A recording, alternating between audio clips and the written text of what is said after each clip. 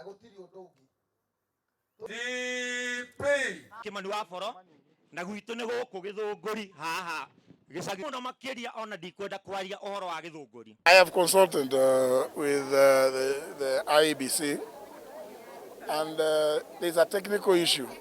First of all, is to correct what was in the papers.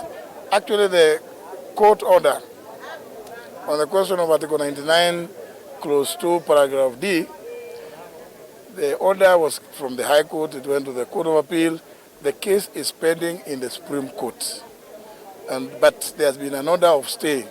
So, since 99.2D says that MCAs are not qualified as state officers to vie for parliamentary seats, it therefore means that we have to be cautious.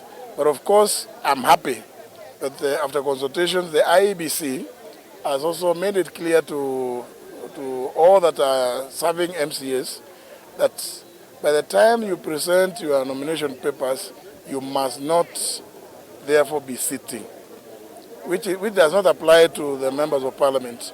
Because in any event, what is in the Constitution supersedes what is in the Elections Act. We know this as a matter of fact, that the Elections Act cannot supersede what is in the Constitution.